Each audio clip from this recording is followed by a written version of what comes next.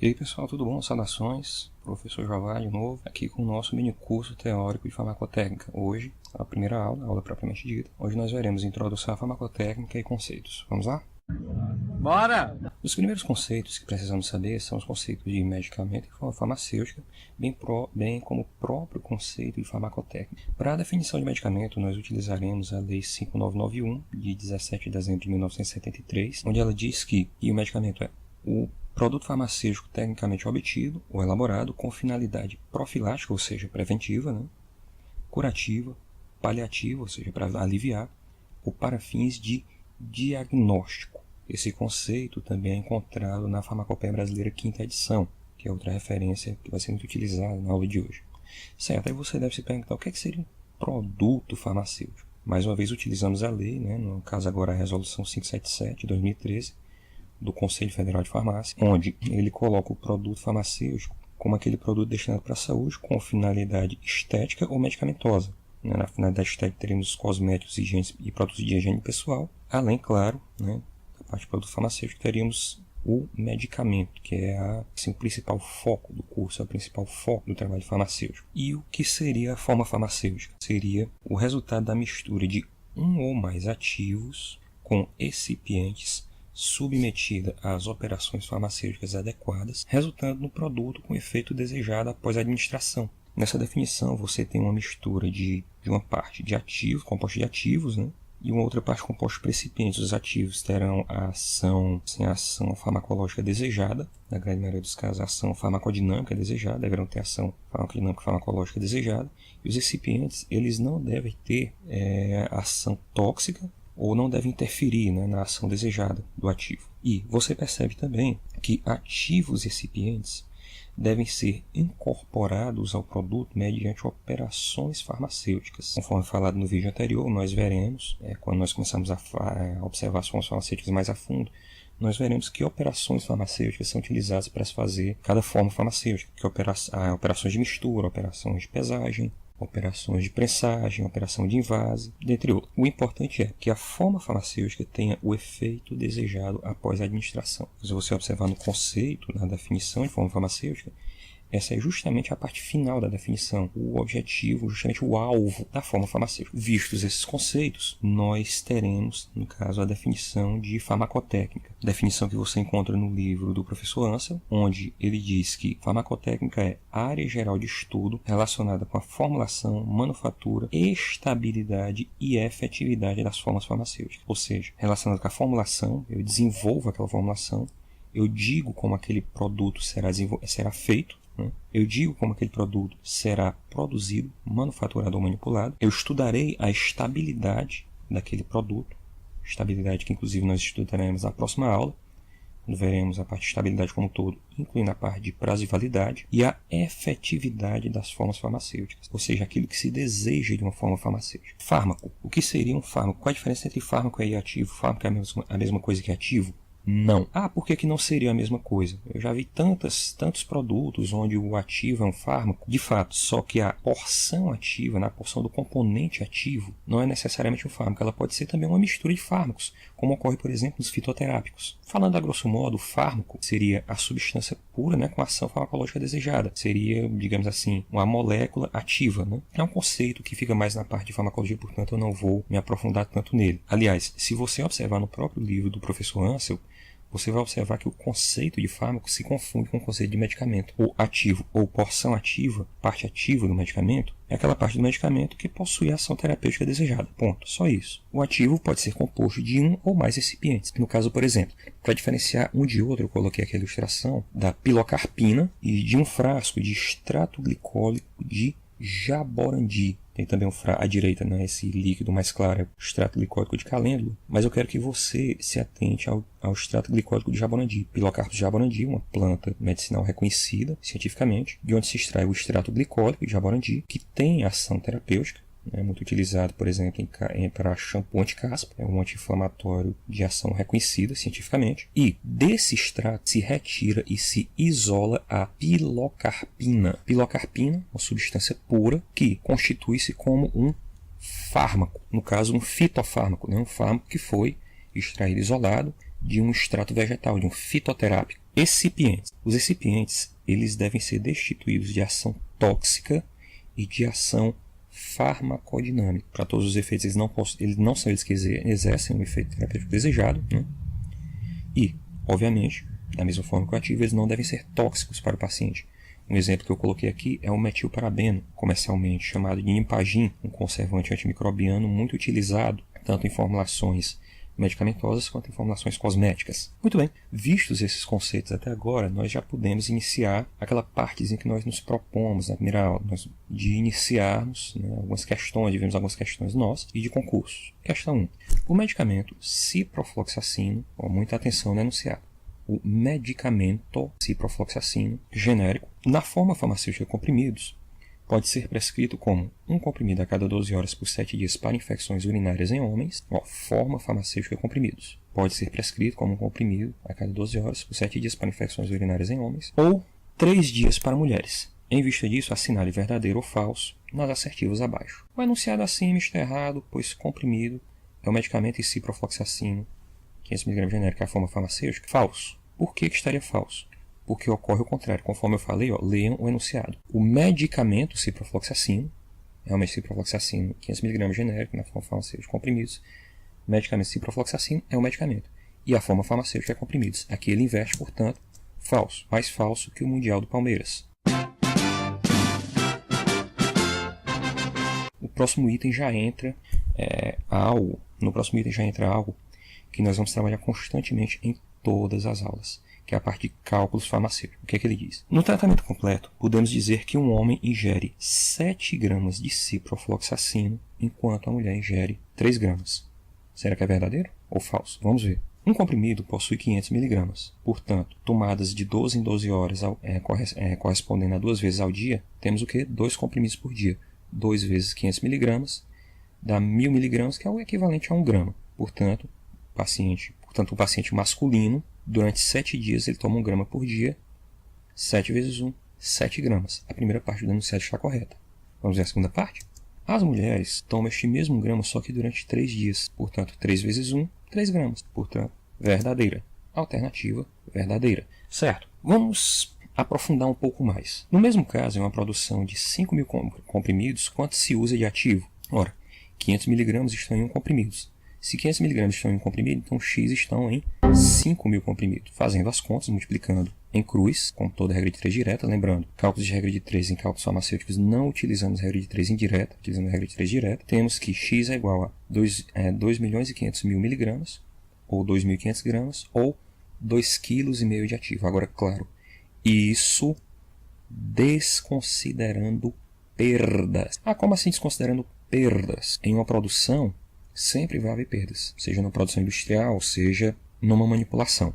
Ok, vamos fazer então considerando 10% de perdas, olha aí, já aprofundando um pouco mais. Neste caso, repetimos a primeira regra de 3, né, encontramos o mesmo valor, utilizamos o valor necessário de ativo para a produção, 2,5 kg para se ter 500 mg em um comprimido, só que, como se perde 10%, então 2,5 kg corresponde a 90% do total de matéria-prima utilizada, concordam? Ora, o total de matéria-prima utilizada é 100%.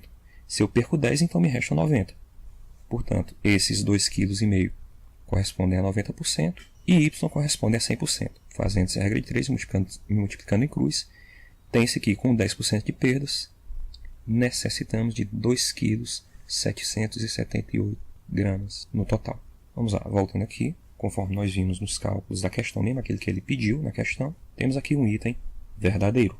Um dos possíveis recipientes desse produto é o estearato de magnésio. Aqui eu quero fazer um adendo. O estearato de magnésio ele pode ser utilizado em comprimidos ou cápsulas, conforme nós veremos mais adiante, como deslizante ou como lubrificante, dependendo da concentração. O estearato de magnésio ele não tem, ou pelo menos não deve ter, ação farmacológica ou toxicológica na preparação, portanto, este item é verdadeiro. Voltaremos a discutir um pouco mais sobre o estearato quando nós falarmos em cápsulas e comprimidos. Muito bem, o princípio ativo é o ciprofloxacino. Continuando a questão, o princípio ativo é o ciprofloxacino. Verdadeiro, salta aos olhos, está na cara. Mesmo sem muita experiência no ramo de farmácia, você com certeza ouviu falar, o princípio ativo, nesse caso, né, você lendo com um pouco mais de calma, o princípio ativo é o ciprofloxacino. Ponto. Utilizado com efeito desejado de debelar infecções no trato geniturinário. O fármaco em questão apresenta-se na concentração de 500 mg por comprimido. O princípio ativo, no caso, é um fármaco verdadeiro. Este medicamento possui um componente ativo constituído de uma mistura complexa de substâncias com composição não bem definida. Vamos ler de novo. Este medicamento possui um componente ativo constituído de uma mistura complexa? Não, é uma substância simples, o ciprofloxacino. Então, falso. O produto farmacêutico, neste caso, possui fim curativo. Sim, verdadeiro.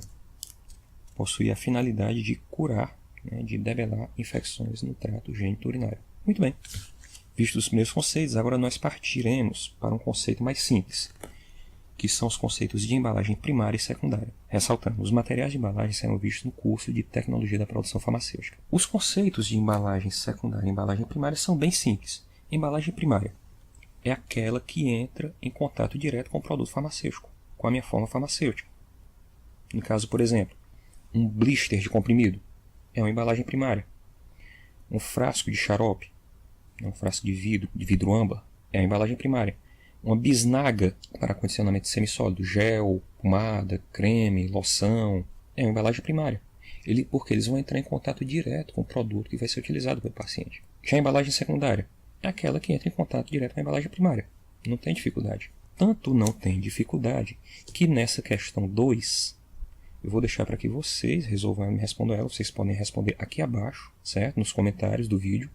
Mas essa é muito fácil mesmo. Faça outra mais difícil. E vamos em frente. Prescrição, sem sombra de dúvidas. Independente da disciplina do curso de farmácia, independente da sua atividade profissional enquanto farmacêutico, a prescrição sempre vai ser constante na sua atividade profissional. E a prescrição seria o quê? Seria o ato documentado onde o prescritor solicita o tratamento ao paciente, detalhando como ele deve ser feito. A gente pode colocar até uma aspas nesse solicita o tratamento. Na verdade, ele, após o diagnóstico e a escolha terapêutica, ele diz o que é o tratamento. Agora, claro, ele vai sempre detalhar como deve ser feito. Por exemplo, nesta prescrição nós temos um exemplo clássico de prescrição, onde se tem a identificação da entidade emissora, o nome do paciente, esse símbolo aqui, que alguns podem pensar, é RX, não. Isso é um significado do latim que é lido como recepta ou recepta, que traduzindo significa receba e faça, que ela significa farmacêutico, receba esta prescrição e faça o que eu estou prescrevendo abaixo. No caso, captopril, 30 mg, 60 cápsulas, uma cápsula ao dia. A data, a data da prescrição, a rubrica ou assinatura do médico com a sua identificação. Pergunto a você que tem um pouco mais de experiência com... Não precisa ser nem com manipulação, com balcão de farmácia mesmo. O que você está encontrando de interessante, de diferente nessa prescrição? Fora o fato da letra do médico estar legível. Código de ética do médico proíbe receitas, atestados e laudos escritos com letra ilegível. Ainda bem. Muito bem. Se você respondeu a concentração do captopril, você acertou. Industrialmente, o captopril ele pode ser apresentado nas concentrações de 12,5, 25 ou até 50 mg. Mas industrialmente não existe a concentração de 30 mg. Com um pouco mais de experiência agora na área de manipulação, você pode perceber também que o captopril ele não é comercializado industrialmente na forma cápsula, e sim na forma comprimido. Aliás, a forma cápsula é muito comum. Raramente você vai encontrar uma farmácia de manipulação que fabrique e manipule comprimidos. Comprimidos são mais difíceis de manipular, conforme nós veremos. Não são impossíveis, mas são mais difíceis de se manipular, conforme nós veremos na aula sobre cápsulas e comprimidos. O fato é que, se esse medicamento estivesse numa concentração comercializada pela indústria e no formato de comprimidos, essa receita jamais poderia ser aviada para manipulação, de acordo com a RDC 67, conforme nós veremos na aula sobre a RDC 67, e que eu já adianto aqui para vocês. Suponhamos então que fosse captopril 25 mg, só que no formato cápsulas. Aí você, como farmacêutico, poderia prescrever. Por quê? Porque o formato cápsulas, a forma farmacêutica cápsulas, não existe ou não é produzida pela indústria em termos de Brasil. Tipos de medicamentos. Com certeza você já ouviu várias classificações para medicamentos. Similar, genérico, referência, magistral, oficinal. Esses três primeiros aqui eu vou deixar para uma discussão em algum outro curso são mais discutidos em outras disciplinas do curso. Eu quero focar basicamente nesses dois tipos aqui. O medicamento magistral e o oficinal. Qual seria a diferença entre o medicamento magistral e o oficinal? Ambos são medicamentos manipulados. Ambos podem ser manipulados, com a diferença de que o medicamento magistral ele tem reconhecimento científico, certo? Mas ele não consta nos compêndios oficiais do Brasil e internacionais, ao contrário do oficinal, que é aquele medicamento prescrito, né, aquele medicamento que consta na receita médica, possui reconhecimento científico e está presente, está descrito nos compêndios oficiais brasileiros e internacionais. Leia-se as farmacopeias e os formulários nacionais. Ah, isso quer dizer que o medicamento magistral não tem reconhecimento científico? Não, eu não disse isso. Eu disse que o medicamento magistral não consta nos compêndios oficiais, mas deve, obrigatório e necessariamente, ter reconhecimento científico. Assim como o médico não pode publicar, assim como o médico não pode prescrever nada que não tenha reconhecimento científico, você, farmacêutico, também não pode manipular, dispensar, aviar nada que não tenha reconhecimento científico. O fato de não constar ainda nos compêndios oficiais não quer dizer que, por exemplo, não tenha sido publicado numa revista científica reconhecida internacionalmente. Pode ser um medicamento descoberto recentemente. Bom, em vista disso, vamos fazer um exercício diferente, no formato de proposição, que diz o seguinte: em uma farmácia com manipulação, somente devem ser manipuladas fórmulas que constem nos compêndios oficiais, nacionais e ou internacionais. Pergunto a você. Se você quiser dar uma pausa no vídeo, inclusive, para raciocinar um pouco, não tem problema, é até recomendável. Essa afirmação é verdadeira ou falsa? Muito bem. Se você respondeu verdadeira, é porque você não prestou atenção no que eu acabei de dizer. Pegadinha do malandro. Glu, glu, glu, glu, yeah, yeah! Essa afirmação é falsa. Pessoal, somente devem ser manipuladas? Não. Devem ser manipuladas fórmulas que possuam reconhecimento científico. O que não quer dizer que elas somente constem nas farmacopeias e ou nos formulários nacionais. As farmacopeias e os formulários nacionais, você deve estar perguntando o que é que são. São dois tipos de compêndios que trabalham basicamente o seguinte. As farmacopeias, elas são um manual que contém uma lista de substâncias, de medicamentos e de testes de qualidade reconhecidos, inclusive reconhecidos oficialmente. Os formulários nacionais são outro tipo de manual, constituem outro tipo de manual, no qual se inserem formulações padrão, que são as formulações que nós chamamos de oficinais.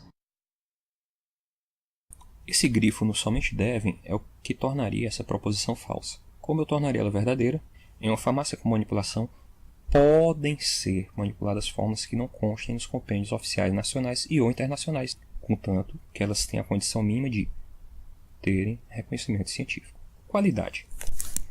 Nós veremos um outro curso à parte relacionado a controle de qualidade. Controle e garantia da qualidade, os aspectos da qualidade como um todo.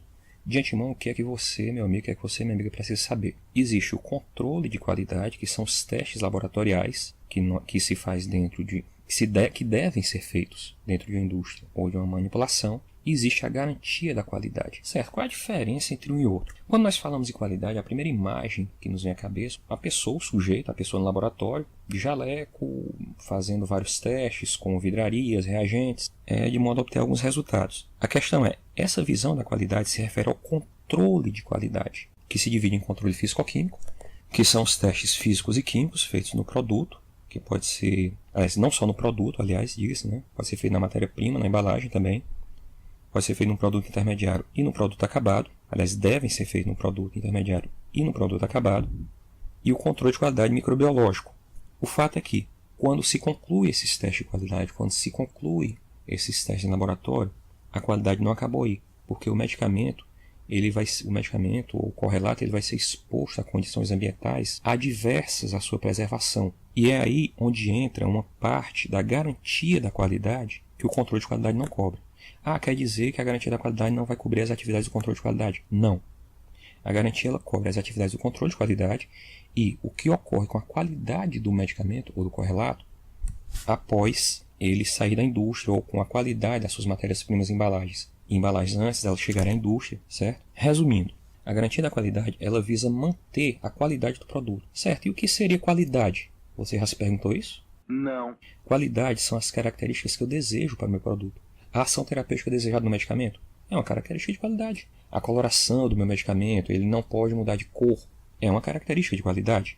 A embalagem do meu medicamento ela não pode estar trincada. Aquele meu creme cosmético, ele não pode ter manchas, nódulos escuros, deve ser um creme branco ou então amarelo esbranquiçado. E isso é uma característica de qualidade. A garantia de qualidade trabalha em todo o ciclo do medicamento, desde a sua origem, na qualificação do fornecedor. A gente vai ver o que é qualificação do fornecedor no curso, né? De garantia da qualidade, no curso falando sobre qualidade. E veremos alguma coisa também nas aulas de RDC 67.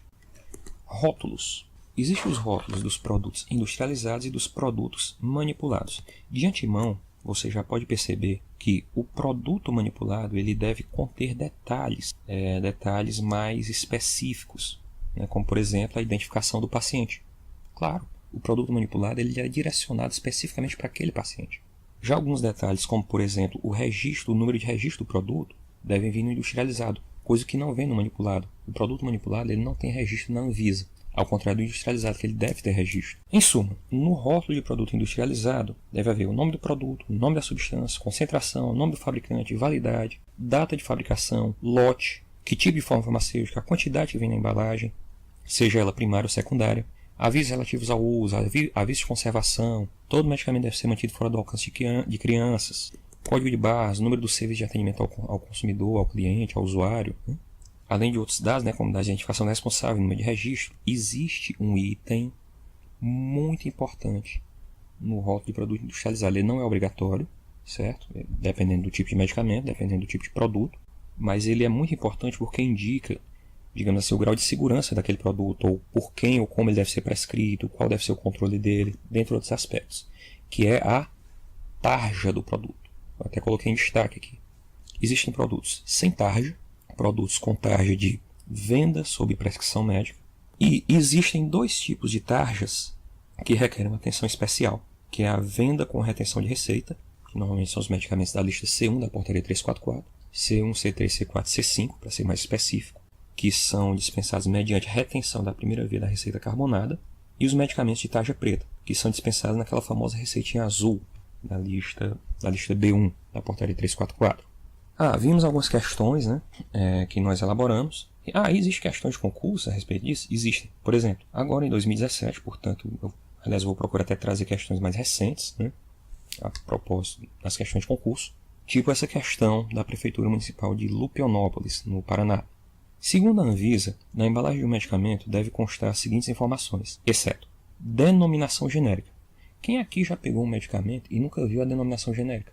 Ácido acetilsalicílico, amoxicilina, amiodarona, captopril. A denominação genérica, mesmo o produto sendo um produto comercial, uma marca registrada, deve vir, ela é obrigatória. Portanto, não é o item A a resposta correta. Aliás, ele está correto, deve vir na embalagem do medicamento, no rótulo, né, para ser mais específico. Portanto, não é a resposta da questão. Denominação farmacoterapêutica, ou seja, para o que é que ele serve? Existem alguns medicamentos, notadamente os não tarjados, onde você vê, por exemplo, paracetamol. Algumas marcas de paracetamol vêm analgésico e antitérmico. Só que aquele dali não é obrigatório. Quando ele fala no cabeçalho devem constar, ele quer dizer o seguinte, é obrigatório ou não é obrigatório? No caso da denominação farmacoterapêutica não é obrigatório e aliás foi ótimo. Pleonasmo agora são 2 pontos. Aliás, é proibida, inclusive, alguns medicamentos, como por exemplo, tarja preta. Número do lote. O número do lote deve vir na embalagem do medicamento. Número de registro na Anvisa. Ele não especificou se era um medicamento manipulado ou industrializado. Quando isso acontecer na questão, você subentende que é um medicamento industrializado. Ponto. Então, número de registro na Anvisa deve vir no medicamento. Então, a resposta correta seria letra B. Denominação farmacoterapêutica não é obrigatório na embalagem do medicamento. Em alguns casos, inclusive, é até proibido. Muito bem, essas foram as referências para a aula de hoje. Certo? Algumas eu já falei no primeiro vídeo, outras vão continuar nas próximas aulas. E mais uma vez eu digo, qualquer dúvida, qualquer proposição, qualquer sugestão, a aula tá boa, a aula tá ruim, pode melhorar nisso, pode melhorar naquilo, deixa o seu comentário é muito importante. Não esqueça de se inscrever no canal, não esqueça de dar like no vídeo, né? Isso é muito importante para o crescimento do canal. Isso aqui é um material que eu busquei, que no social, quanto maior o número de likes no vídeo, quanto maior o número de inscritos, né? Mas eu vou poder buscar material de qualidade, né, para vocês verem, né? E é isso aí, pessoal. Essa foi a nossa aula de hoje. Desejo a vocês uma boa semana. Na próxima semana teremos a nossa aula 2, onde nós veremos os conceitos de estabilidade e prazo de validade. Saudações jupiterianas e até a próxima. Vida longa e próspera.